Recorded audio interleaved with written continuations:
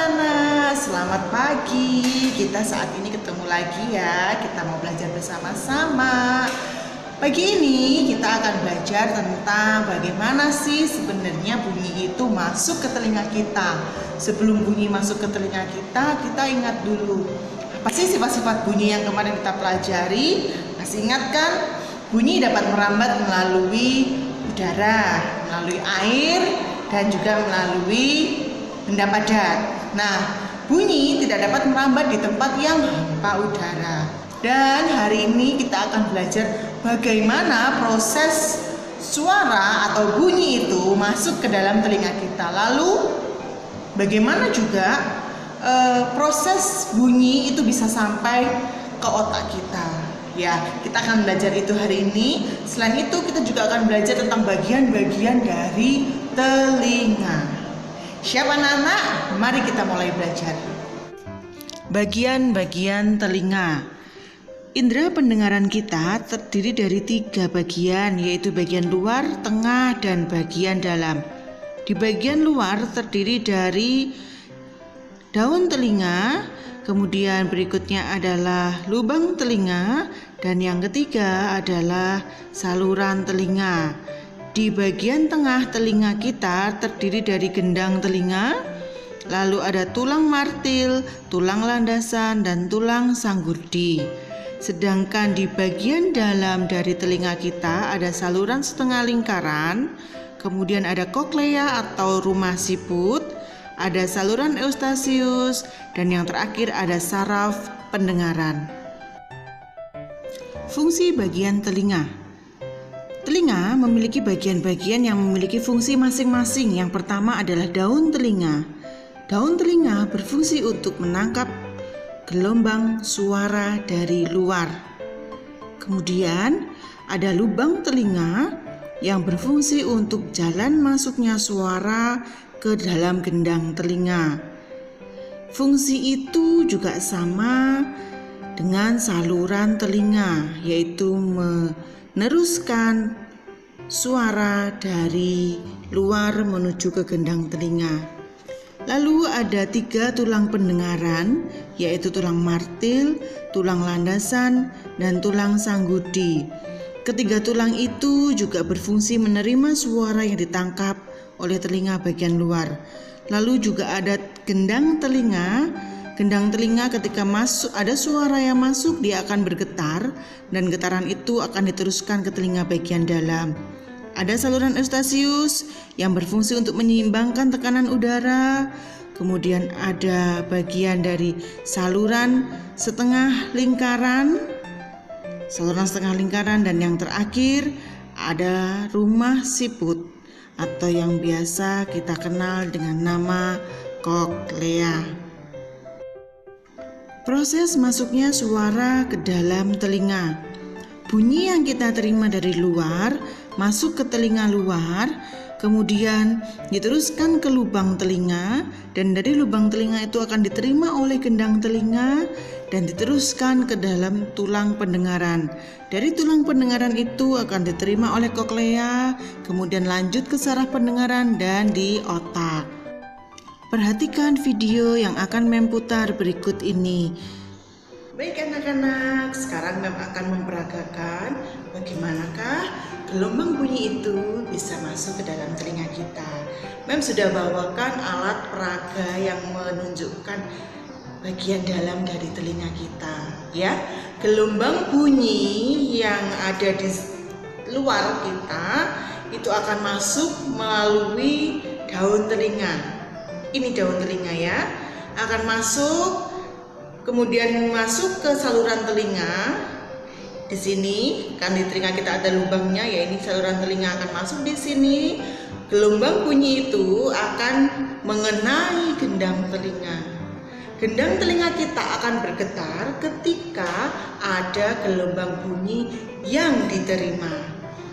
Getaran gendang telinga ini akan diteruskan ke 3 tulang pendengaran, yaitu tulang martil, tulang sanggurdi, dan tulang landasan. Ketiga tulang yang ada di sini akan membentuk sebuah jembatan yang nantinya jembatan itu akan menghubungkan antara tulang pendengaran dengan saluran setengah lingkaran. Gelombang bunyi akan diteruskan ke saluran setengah lingkaran. Dari saluran setengah lingkaran, gelombang bunyi tersebut akan masuk ke rumah siput. Di dalam rumah siput terdapat membran-membran aktif yang nantinya akan mengubah gelombang bunyi menjadi gelombang listrik atau gelombang elektromagnetik yang bisa diteruskan masuk ke dalam telinga kita, akan diteruskan melalui saluran pendengaran menuju ke otak.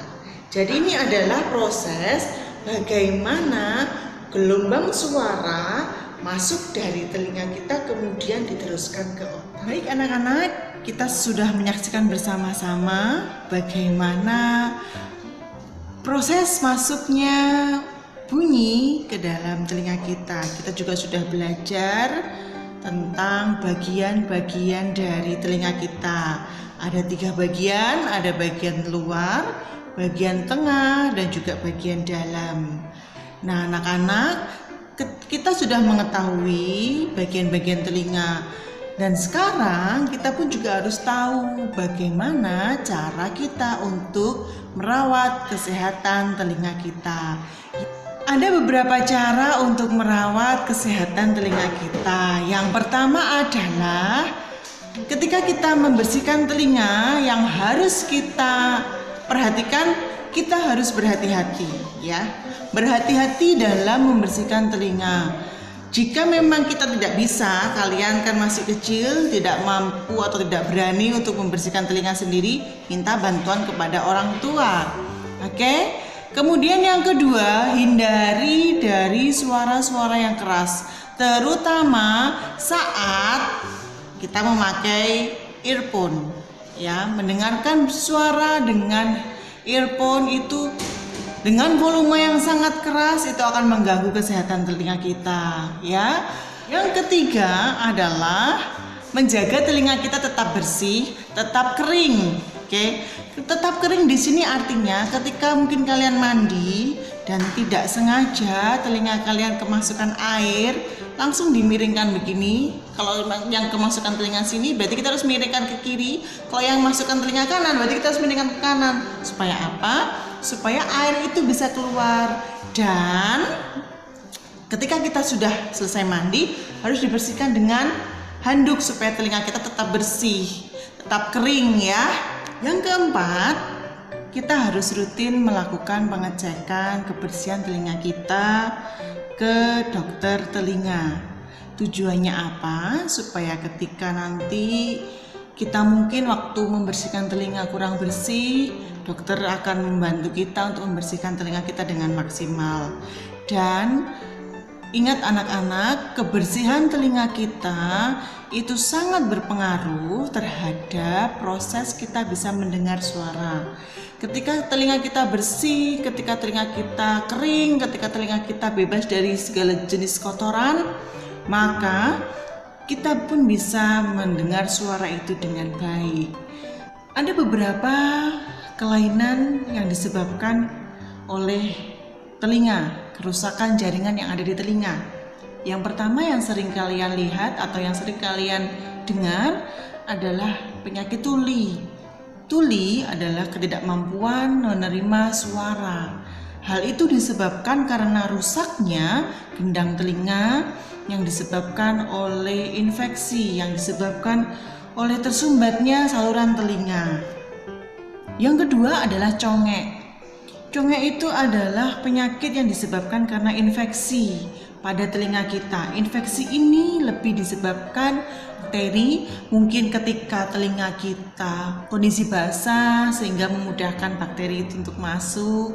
Mungkin juga karena telinga kita tidak dibersihkan, atau bisa jadi karena ketika kita membersihkan telinga, kita tidak membersihkannya dengan baik, sehingga menyebabkan bakteri itu tetap ada di dalam telinga kita. Baik anak-anak, hari ini kalian sudah belajar tentang banyak hal mengenai bunyi dan juga indera pendengaran.